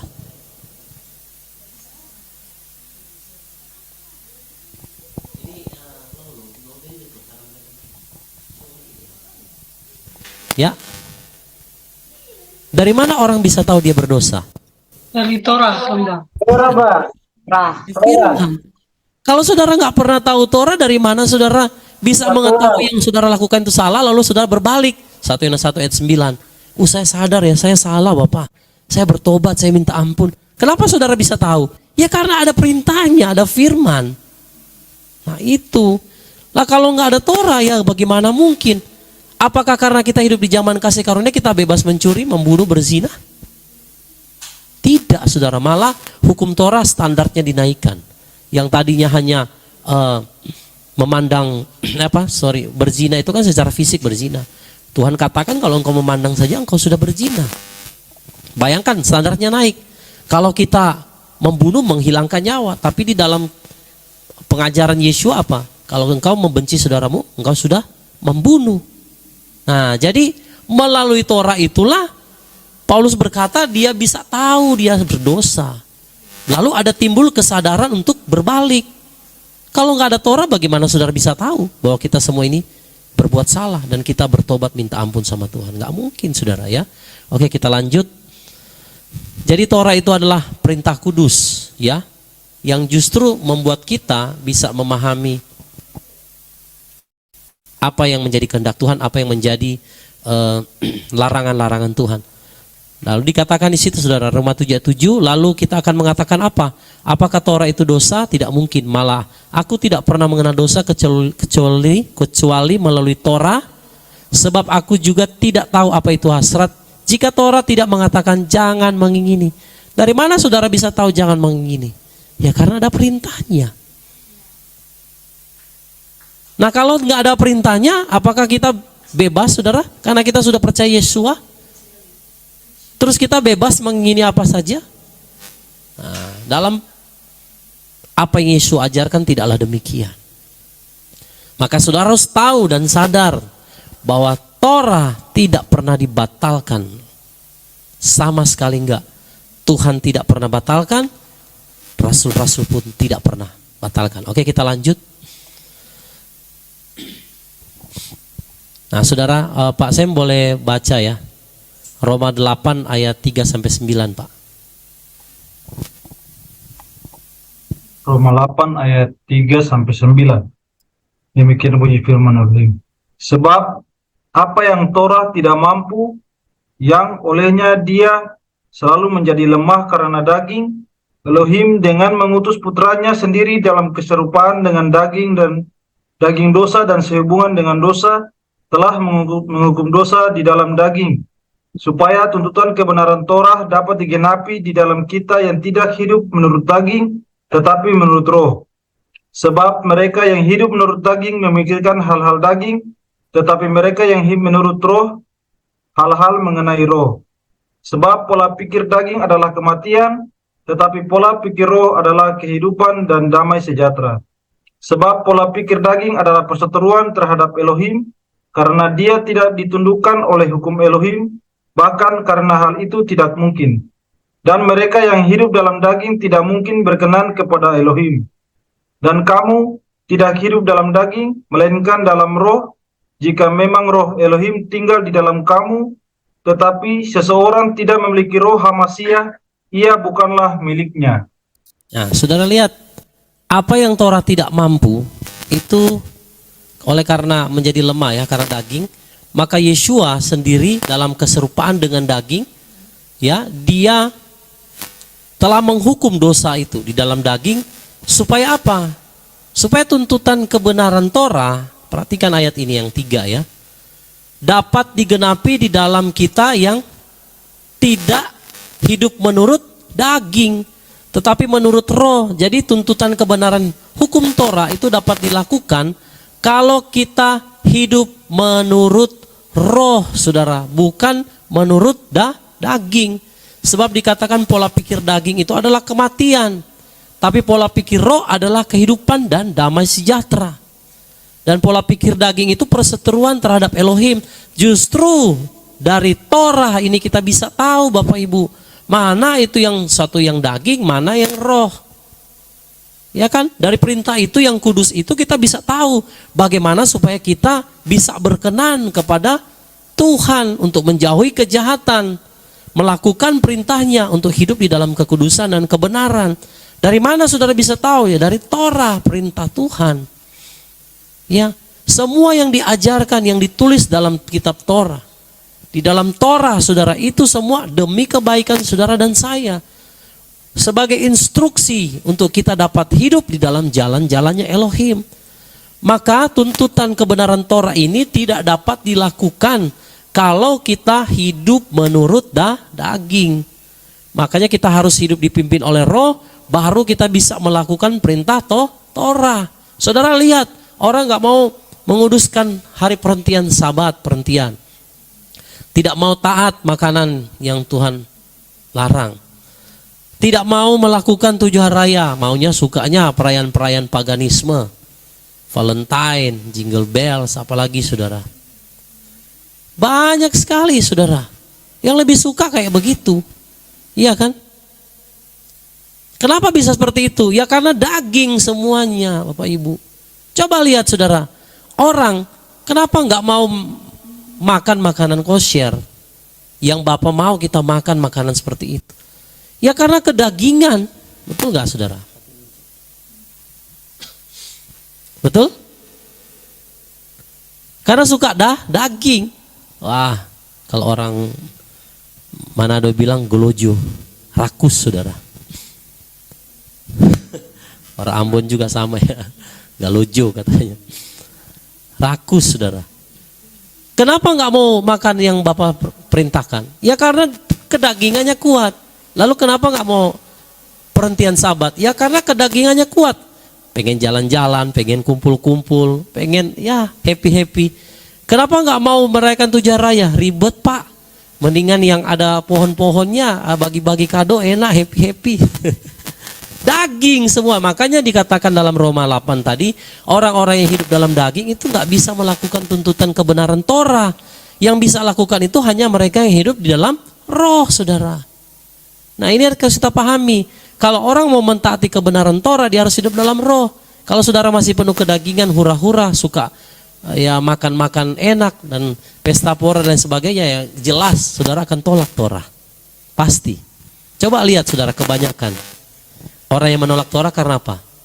Masih suka hidup dalam daging.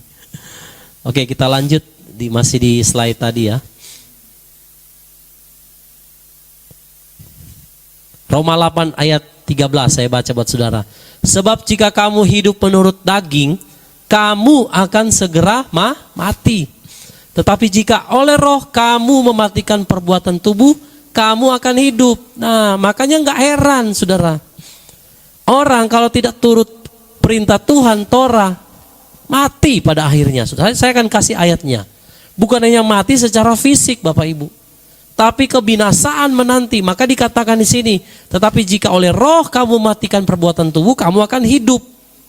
Jadi perhatikan, kalau orang yang selalu menolak Torah, dia akan terus hidup terbelenggu di dalam kedagingan. Karena dia suka sesuatu yang daging, yang happy, yang tidak membebani dia. Seolah-olah kayak Torah itu membatasi kebebasan dia. Bukan. Justru Torah itu ada supaya kita memikirkan sesuatu yang roh, bukan hidup menurut yang daging, yang Bapa tidak sukai. Dan kalau kita hidup terus menerus saudara dengan kedagingan, maka dalam firman Tuhan dikatakan kamu akan mati saudara. Nah, jadi makanya orang-orang yang menolak Torah saudara, jangan heran. Satu saat saudara, itu binasa. Saya harus katakan ini. Karena engkau terbiasa dengan kedagingan. Engkau terbiasa dengan mencari pembenaran lewat firman. Bahwa apa yang kamu lakukan itu sudah sesuai kebenaran. Padahal itu bertentangan dengan kebenaran. Dan jelas-jelas bertentangan dengan perkataan Yeshua sendiri. Tapi orang bukan cari kebenaran, cari pembenaran diri. Cari tanya hamba Tuhan sana, tanya hamba Tuhan sini. Iya, kalau hamba Tuhannya nggak melakukan Torah, diajar sama saudara dan saya untuk tidak lakukan juga. Nanti saya akan kasih ayatnya ya. Ada dampaknya. Kita akan lanjut di slide berikut. Nah, akibat tidak melakukan Torah, bahkan juga kalau saudara ngajar kepada orang lain, ya dalam persekutuan, dalam Zoom, dalam apapun itu live stream. Kalau saudara tidak melakukan Torah dan bahkan juga ngajar ke orang lain supaya jangan lakukan Torah, ini akibatnya. Matius 5 ayat 19. Oleh karena itu, siapapun yang mengabaikan, siapapun, nggak terkecuali, mau kamu hamba Tuhan, mau gembala sidang, nggak peduli saudara ya.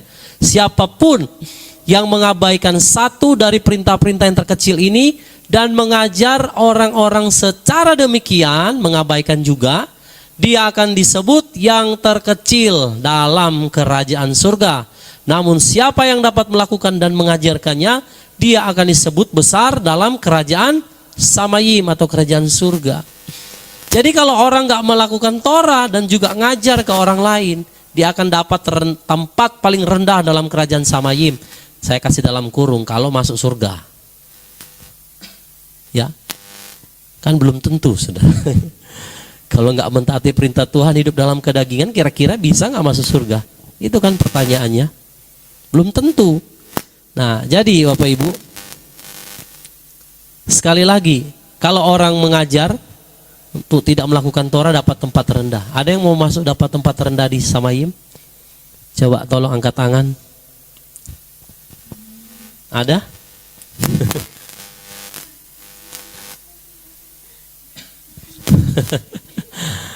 Ada yang mau dapat tempat rendah dalam Samayim? Kalau saya sih nggak mau saudara. Maka saya nggak mau mengajar orang untuk tidak mentaati Torah. Nggak mau saudara. Kewajiban kita harus mengajar dan kita juga lakukan. Karena kalau kita nggak lakukan, kita juga kayak orang Farisi yang mengajar nggak lakukan, celaka juga sudah. Nah jadi itu akibatnya. Terus kita lihat lanjut ya. Jadi kalau orang nggak melakukan Torah dan mengajar ke orang lain juga nggak lakukan Torah, dapat tempat rendah. Lalu Lukas 12 ayat 47 sampai 48. Saya baca bagi saudara. Dan hamba itu yang mengetahui kehendak tuannya, tetapi tidak bersiap diri, bahkan tidak berbuat sesuai dengan kehendaknya, kehendak tuannya maksudnya ya, dia akan dipukuli bertubi-tubi. Tetapi dia yang tidak tahu dan melakukan hal-hal yang pantas akan pukulan-pukulan, dia akan dipukuli sedikit. Celaka saudara. Lebih baik orang yang nggak tahu kebenaran sama sekali. Dia akan dapat pukulan sedikit waktu nanti dihakimi. Tapi yang sudah tahu kehendak tuannya nggak lakukan dan nggak ajar kepada orang lain, dia akan dapat pukulan bertubi-tubi, babak belur saudara. Ya. Dan setiap orang yang telah diberi banyak, daripadanya akan dituntut banyak. Dan kepada siapa yang dipercayakan banyak, mereka akan memintanya lebih banyak. Jadi semakin banyak kita tahu, semakin banyak kita dituntut oleh Elohim. Nah, saudara. Ya. Jadi, kalaupun kita sudah tahu, saudara, kita akan dituntut oleh Tuhan. Kalau tidak, dapat pukulan bertubi-tubi. Jadi yang pertama, konsekuensi kalau orang tidak melakukan Torah dan tidak mengajar kepada yang lain, itu dapat tempat terendah dalam kerajaan Samayim. kalau dia masuk surga ya. Lalu yang kedua, dia akan dapat apa? Pukulan bertubi-tubi, babak belur, saudara. Ini dapat tempat di neraka itu paling bawah, saudara, daripada pembuat-pembuat kejahatan. Ngeri sekali. Oke, kita lanjut di slide berikut. Nah, ini saya tadi katakan, saudara, kita akan lihat apakah iya di perjanjian baru kita nggak perlu melakukan Torah, kita bisa masuk surga. Apakah kita sudah nggak perlu lagi melakukan Torah? Saudara, mari kita lihat Lukas 16 ayat 29 sampai 31. Boleh Pak Sem tolong bacakan? Lukas 16 ayat 29 sampai 31. Lukas 16 ayat 29 sampai 31, demikian bunyi firman Elohim. Abraham menjawab kepadanya, mereka mempunyai kitab Musa dan para nabi, biarlah mereka mendengarkannya. Namun dia berkata, tidak, ya Bapak Abraham, kecuali jika ada seseorang dari antara orang mati pergi kepada mereka, mereka akan bertobat. Dan dia berkata kepadanya, jika terhadap kitab Musa dan para nabi mereka tidak mendengarkan, mereka pun tidak akan diyakinkan jika ada seseorang dapat bangkit dari antara orang mati. Nah, saudara lihat kisah ini yang sering kita baca, saudara. Ini terjadi di mana? Perjanjian baru, Bapak Ibu. Betul ya? Nah, di dalam perjanjian baru ini, dalam kisah yang kita baca tadi, dikatakan Abraham ini pernah berkata kepada orang kaya yang meninggal. Ya, saudara tahu semua kisahnya. Ketika orang kaya ini tahu bahwa ada jurang pemisah antara Hades ya dan Firdaus, di mana Lazarus dipangku di pangkuan Abraham, dan orang kaya ini merasa siksa, saudara, ada di Hades. Dia berkata kepada Abraham, tolong sampaikan kepada ada saudara-saudara saya, Bapak Abraham, supaya mereka itu boleh bertobat. Jangan sampai mereka masuk di tempat yang sama kayak saya. Ini perjanjian baru loh, saudara. Kisah tentang Lazarus, betul? Lalu Abraham katakan apa? Dia berkata kepadanya, jika terhadap kitab Musa dan para nabi mereka tidak mendengarkan, mereka pun tidak akan diyakinkan jika ada seseorang dapat bangkit dari antara orang mati. Saya tanya sama saudara, orang kaya ini dan saudara-saudaranya tahu Torah nggak sih? Coba matikan. Tahu, hamba tahu. Tahu. Makanya Abraham bilang, mereka kan ada kitab Musa. Kitab Musa itu apa? Torah. Ada kitab para nabi. Kalau mereka saja nggak percaya itu, bagaimana mereka dapat diyakinkan mereka ada orang dari bangkit dari kematian lalu bicara sama mereka? Artinya, saudara, dari cerita ini Tuhan membuka pemikiran saya. Demikian, saudara. Kalau engkau nggak percaya Torah, Hades tempatnya. Loh, orang kaya ini, saudara, dia tahu Torah nggak, saudara?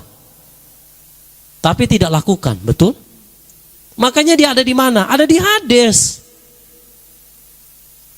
Sampai dia bilang, Abraham, Bapak Abraham, tolong kasih tahu saudara-saudara saya. Maksudnya lakukan perintah Tuhan, jangan sampai nanti mereka masuk sini. Karena dia sebenarnya tahu, cuma dia tidak lakukan. Maka dia mati, dia ada di Hades. Tapi Abraham bilang, sama mereka ada kitab Musa, para nabi. Kalau mereka nggak percaya itu, bagaimana mungkin orang yang mati pun nggak akan mereka mau percayai.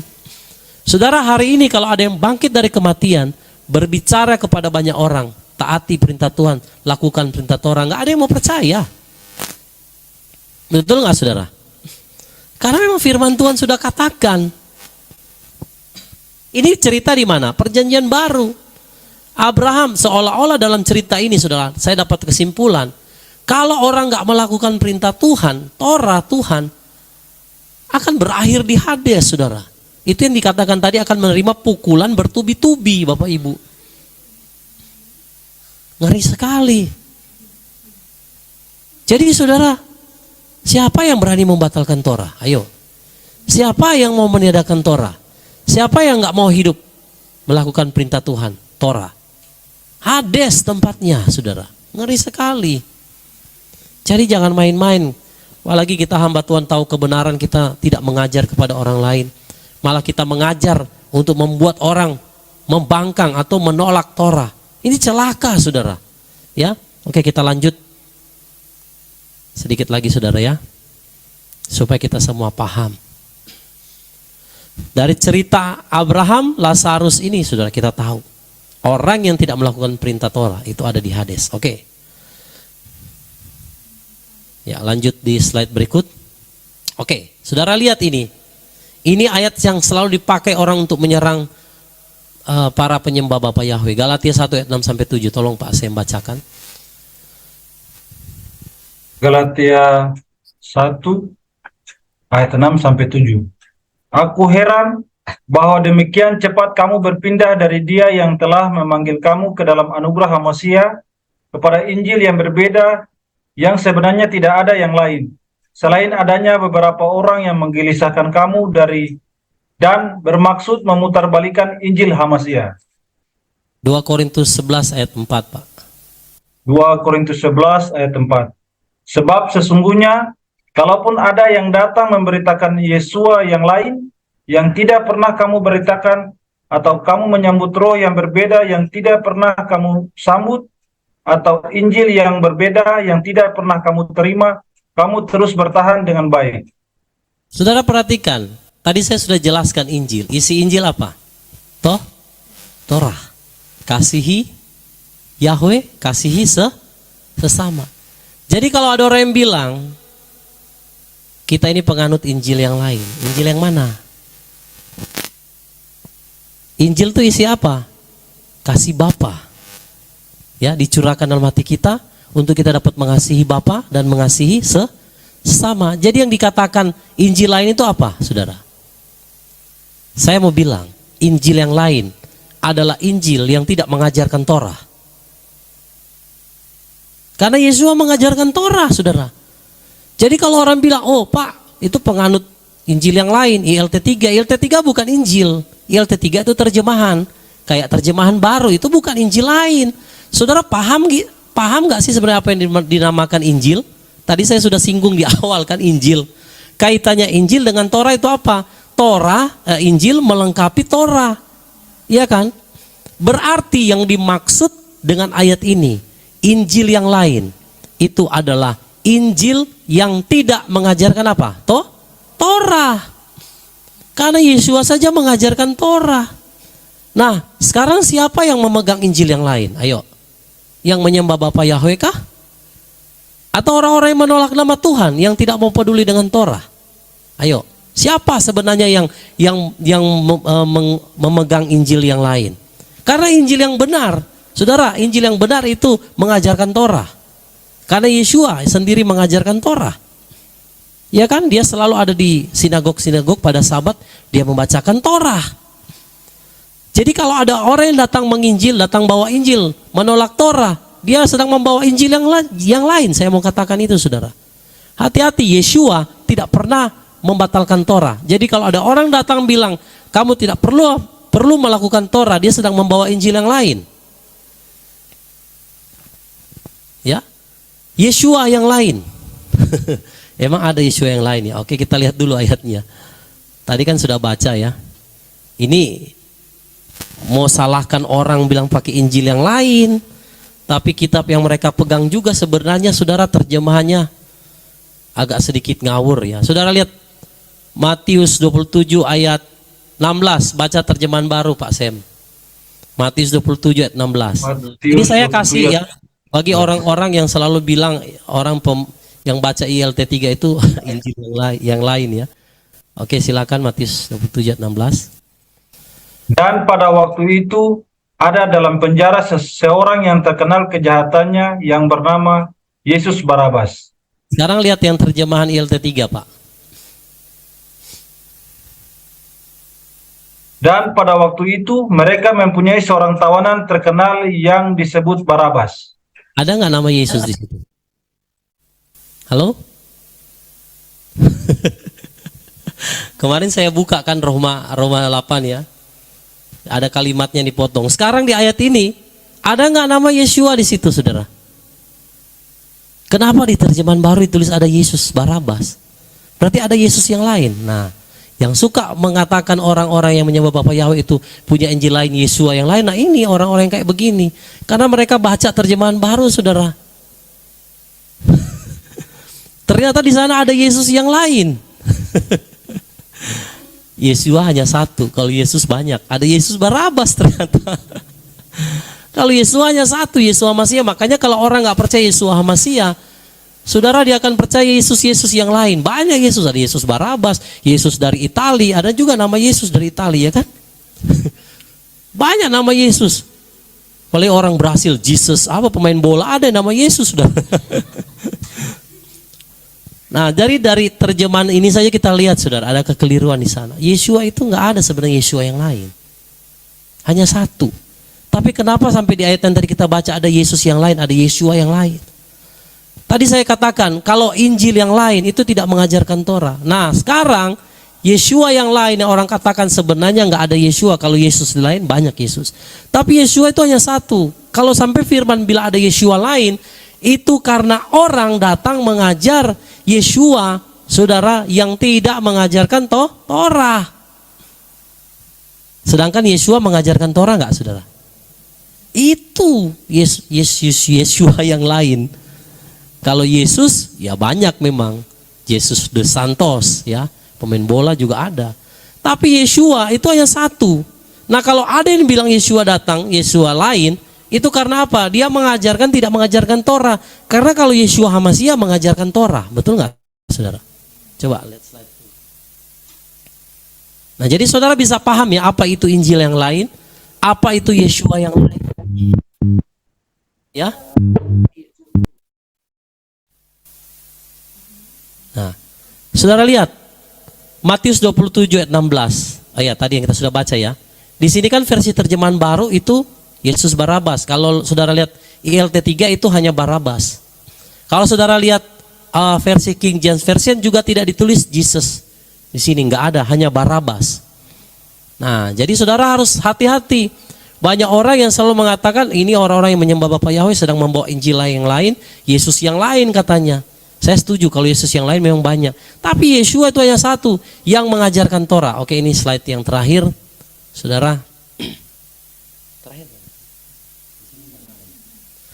Nah, saudara, apakah itu Injil yang lain dan Yesua yang lain? Yang pertama, Injil yang lain dan Yesua yang lain. Itu tidak mengajarkan Torah. Padahal Yesua dan Rasul-Rasul mengajar Torah. Lalu Injil yang lain dan Yesua yang lain. Memberitakan Yesua yang lain. Ingat, bukan nama Tuhan yang benar. Mereka sedang memberitakan Yesus yang lain. Banyak nama Yesus. Jadi apakah itu Yesua yang lain yang memberitakan bukan nama Tuhan yang benar? Itu yang sedang memberitakan sebenarnya Yesus yang lain. Banyak nama-nama Yesus. Ya. Tidak menyangkal diri dan tidak pikul salib. Saudara, inti dari Torah apa? Halo? Penyangkalan diri. Apa ya? Saudara tahu apa itu penyangkalan diri? Mematikan segala keinginan daging. Ya, betul. Uci. Orang ikut Yesus harus apa? Dikatakan pikul salib, sangkal diri. Betul? Apa sih sangkal diri? Saudara mau sangkal diri, apa yang saudara sangkal? Kalau saudara nggak matikan kedagingan, yang namanya nyangkal diri itu begini, saudara. Yang Tuhan sudah ajar kita, sahabat, perhentian. Saudara, sebenarnya hari itu saudara harus bekerja. Saudara punya acara yang sangat penting. Tapi karena sudah tahu perintah Tuhan, saudara nggak mau. Saudara mau taat. Itu namanya sangkal diri. Itu ada di mana? Torah. Waktu saudara tahu bahwa makanan ini enak, tapi Tuhan nggak mau saudara makan itu. Ayah saudara seperti Pak Martin di acara perkawinan hanya makan nasi dan kerupuk ya Pak. Karena semuanya makanan dia nggak bisa makan, jadi dia postingnya nasi dan kerupuk. Itu namanya penyangkalan diri, saudara. Jadi kalau orang bilang ikut Yesua nggak nyangkal diri, bohong, saudara. Bagaimana saudara mau sangkal diri kalau saudara nggak mau taat Torah? Nggak mungkin. Oke, di yang slide ini terakhir ya, kita lanjut. Ya. Nah, saudara lihat ini ajaran Tuhan melihat hati, sekali selamat tetap selamat, Roma 1 ayat 8 itu ya, yang mereka hilangkan. Ajaran hyper grace, teologi kemakmuran, dalamnya isi berkat, mujizat, kesembuhan. Lalu ada dongeng-dongeng rohani yang bicara rapture sebelum masa kesukaran. Semua ini jauh dari perintah Torah, saudara. Saudara bisa paham? Semua ini jauh dari penyangkalan diri. Jadi makanya Injil tujuannya bukan menggantikan Torah. Injil melengkapi apa yang kurang dari Torah. Karena kalau saudara mau ikut Yeshua menyangkal diri, saudara harus mentaati Torah. Dan ini ajaran-ajaran ini saudara, yang berkembang di akhir zaman gereja-gereja besar. Mengajarkan semua ini. Sehingga mereka juga menolak nama Tuhan, mereka menolak tujuan raya, mereka menolak saudara Torah. Oleh karena ini, maka mereka buta pada akhirnya. Jadi mereka mengatakan ajaran pembaharuan nama Tuhan dan Torah adalah sesat. Bukannya saya mau katakan terbalik saudara. Yang sesat siapa? Yang tidak mengajar Torah dan menggantikan nama Tuhan padahal nama Tuhan tidak dapat diganti. Betul? Yang meniadakan Torah padahal Yeshua sendiri bilang tidak ada saudara dia meniadakan Torah. Nah ini yang sesat yang harus kita jauhi saudara. Loh celaka sekali banyak hamba-hamba Tuhan besar saudara yang berkata seperti ini. Wah orang yang menyembah nama Tuhan Yahweh sesat katanya. Yang mengajarkan Torah sesat. Karena kita hidup di zaman kasih karunia. Nah saudara yang sesat justru menghilangkan apa yang Tuhan sendiri tidak hilangkan. Saudara mengganti apa yang Tuhan sebenarnya tidak pernah ganti. Tuhan katakan akulah Yahweh, itulah namaku dan untuk selama-lamanya. Amin saudara. Jadi bisa lihat apa itu Injil yang lain, apa itu Yeshua yang lain. Yang tidak mengajarkan ini semua. Hati-hati saudara. Banyak pengajaran seperti itu. Berseliweran di YouTube. Saya bukan mau menghakimi orang saudara. Tapi ini kebenaran. Kalau saudara mengatakan kita pengikut Yeshua HaMashiach, bohong kalau kita nggak menyangkal diri saudara. Penyangkalan diri bisa terjadi karena apa? Karena kita mentaati perintah Tuhan, Torah. Jadi makanya Torah bukan digantikan, tapi dilengkapi. Itulah tujuan Yeshua datang. Maka jangan pernah mengikuti Injil yang lain. Amin saudara. Jangan pernah mengikuti Yeshua yang lain. Di luar sana banyak Yesus-Yesus yang lain. Yeshua hanya satu. Kalaupun ada yang datang pakai nama Yeshua tidak mengajarkan Torah, dia sedang membawa Injil yang lain. Dia sedang membawa Yeshua yang lain. Hati-hati saudara. Ya. Jadi malam hari ini mari kita semua yang sudah mendengarkan firman Tuhan, ya memang cukup panjang saudara, tapi saya percaya melalui kebenaran firman Tuhan yang kita pelajari malam hari ini, ya memperlengkapi kita. Supaya kita sadar saudara, sampai langit dan bumi ini belum berlalu, satu titik pun dalam Torah itu gak akan batal. Jadi kalau kita melakukan Torah, kita tetap berpegang kepada nama juga yang benar, itu bukan kita sesat. Saya mau men-encourage saudara semua. Mari kita tetap bertahan saudara. Jangan pernah termakan dengan perkataan-perkataan orang yang mereka tidak mengerti kehendak Elohim yang sesungguhnya.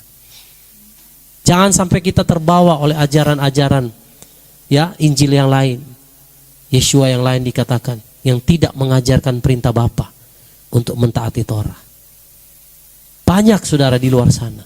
Tapi hari ini, malam hari ini, mari kita ada di kawanan kecil. Kita mau hidup di dalam kebenaran Elohim. Kita mau melakukan perintah Bapa. Ya, saya percaya orang-orang yang hidup dalam roh, merekalah yang sanggup melakukan perintah Tuhan. Amin. Saudara sudah lihat ending daripada orang-orang yang menolak Torah? Ada di mana saudara? Hades. Ya. Jadi Bapak Ibu juga yang menyaksikan di YouTube. Kalau selama ini mungkin engkau ada dalam ajaran yang cukup lama yang mengajarkan demikian. Saya ada berpuluh tahun saudara. Saya melayani Tuhan itu dari umur 19 tahun sampai hari ini. Dan selama berpuluh-puluh tahun saudara, saya diajarkan ajaran-ajaran seperti itu, terdoktrin dalam pikiran dan hati saya. Sehingga untuk mengeluarkan itu dan diganti dengan sesuatu yang baru itu nggak mudah bagi saya, Bapak Ibu. Terus terang, kalau bukan karena Tuhan, ya karena Ruach HaKodes, saya juga nggak bisa berubah. Saya masih tetap berpegang kepada ajaran-ajaran lama itu. Sedangkan itu semua adalah jubah-jubah yang lama. Dan Tuhan mau kita semua menggunakan jubah yang baru. Amin. Ya. Karena kita akan menerima juga anggur yang baru, kita harus buang semua juga kirbat-kirbat yang lama dalam hidup kita. Supaya saudara menerima anggur yang baru, sesuatu yang baru dari Tuhan. Haleluya. Puji Bapa Yahweh, demikian firman Elohim. Saudara, nanti kita akan lanjutkan di sesi sharing ya. Tapi kita akan berdoa terlebih dahulu. Nanti kita akan tutup dulu saudara ibadahnya. Lalu kita akan lanjutkan dengan sesi sharing. Jadi saudara yang mau bertanya, saudara yang mau menanggapi nanti di sesi sharing ya.